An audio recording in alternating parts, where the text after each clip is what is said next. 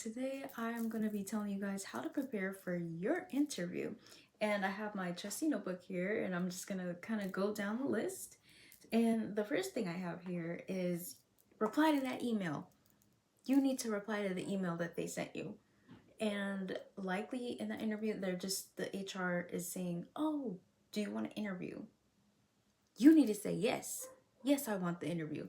You're gonna word it better than that. You're gonna say something like, "Hello, HR. Thank you for reaching out to me. I would love to have an interview on this date. See you then." It could be something short and simple as that. Okay, it doesn't need to be super lengthy. Just you want to make contact with them like immediately, so that way they don't give the spot to someone else. Because some like HR people, they do want to hear like the message back that you are interested. So that kind of just helps. That kind of helps. But if you don't say anything or just kind of ghost, then they're gonna assume you're not like no longer interested in the position, and they'll likely give it to someone else. So it's important to check your emails constantly, check your phone calls, check all your voicemails. And I know there's like a lot of like scam likely calls going around, but you check those too. Check those too, because you never know. It just might be the company calling you, reaching out to you. So yeah, number one is definitely communicate. Communicate. And the second thing I have here is you want to dress for the job. So when you go to the interview, you don't you don't really want to dress to impress, you want to dress for the job. So let's say you are applying for a barista position at Starbucks, right? So when you walk in Starbucks, you see like for the most part people have casual kind of type clothes, you know? You don't really see Starbucks workers wearing like suits and ties and dresses and stuff. But you know, you see that they are matching. They may have their hair pulled back. So for an example, for Starbucks, you may you may be fine with maybe a khakis and like a button-up shirt, something simple like that, right? It you just don't want to overdo it, but you also don't want to like not put effort in either. So you just kind of have to kind of find that balance, and I guess it really does vary on the job. Let's say, now let's use a different example. If you're gonna go for an office position, now okay, now that you don't want to just show up in like casual clothes. You're gonna want to put on a little more effort in your appearance. You're gonna want to probably wear definitely like a button-up blouse or a tie if you're like, if you want to wear a tie. Um, some slacks, nice dress shoes, something, a little step up than casual. And now let's use one more example. Let's say you're going for like maybe a warehousing position. So this one, I would personally wear maybe, I would still wear a button up, but not like a blouse, but just a cotton button up, like a polo button up. I would wear a polo button up, some black jeans. Maybe I'll wear dress pants, but maybe I'll probably just wear like black jeans. And as far as shoes, since it's a warehousing position, I would wear maybe like a type of sports shoe. Not like Jordans or like some kind of shoe like that, but just a casual shoe. That part's not really bad because they're not going to see your shoes. They're going to be looking at front the front of you, right? So yeah, those are just a few different ideas on what to wear for different type of positions. Or let's say if you're going for a makeup artist position, okay, glam up, put on your best makeup. That is definitely something you could dress like, just dress for the job. Number three, so you want to research the company. So before you get to the interview, you want to kind of already know like what the company is about. You don't want to just show up to the interview and be clueless and not know anything about the company. I'm not saying you have to be like a professional, like, you know, every single thing that they're doing every single quarter. Like, no, no, no, no, no. But you do want to know maybe their values. You want to know perks they may offer for their employees, or just little things like that, because that those things will help you in the interview. Because um, this is gonna go into my next question. My next uh, I can't talk tonight. This is gonna go towards my next topic that I want to talk about, is questions that they're gonna ask in an interview. So if you kind of do like research questions prior to the interview, it kind of helps you answer some of those questions that the employer might ask you. So yeah, it's good to know a little bit about the company that you're interested in.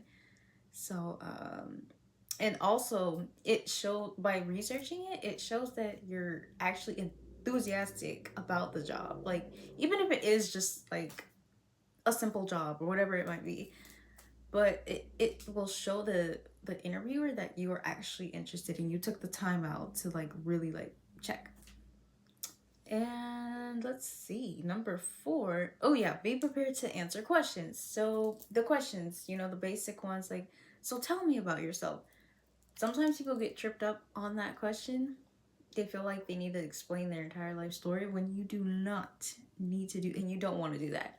Don't do that. You want to keep it under, I want to say keep it under 20, no more than 30 seconds of you explaining the tell me about yourself question. Now I know you're not going to be like obviously timing, but just think in your mind, like, to not go like on and on and on and on.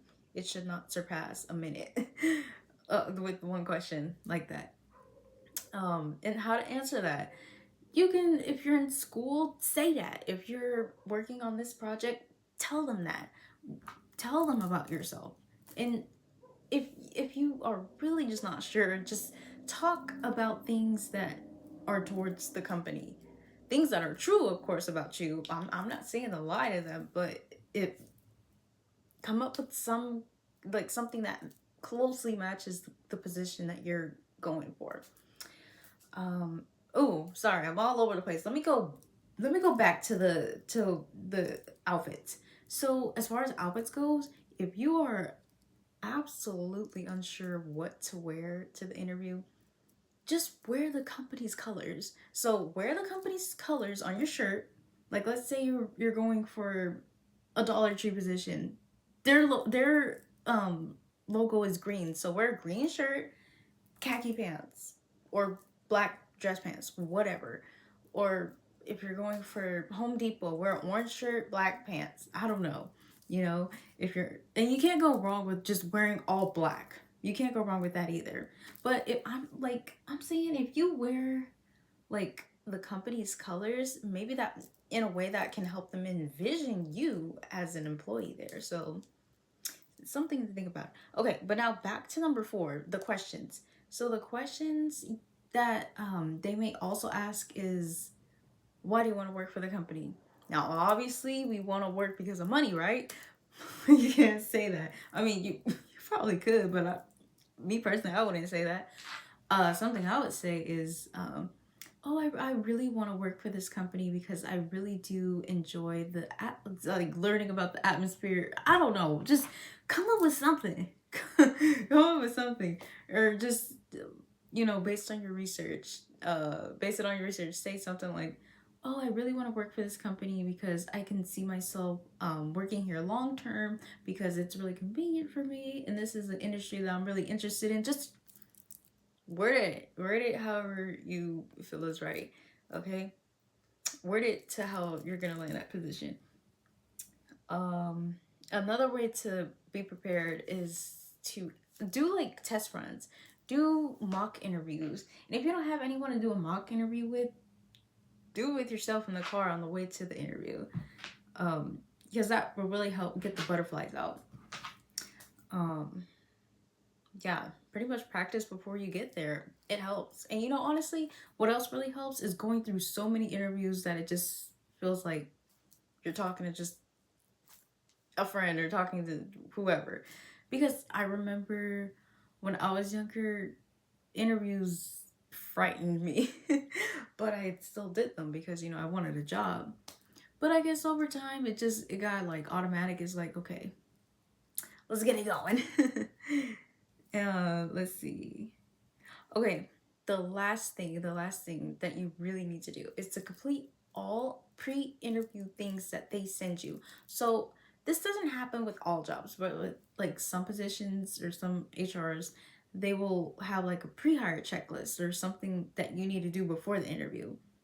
You need to do those things before the interview even starts. Preferably do it the same day they request those things. So like if it it may vary by company, but they may want you to sign some documents or like something like that. Do that the day or at least the day after they send that information to you. So that way it can process. But if you go to the interview and you're missing this or you're missing that, it's not a good look because it's going to show that you are unorganized and you're not prepared and you're not like it shows that you just don't care, pretty much.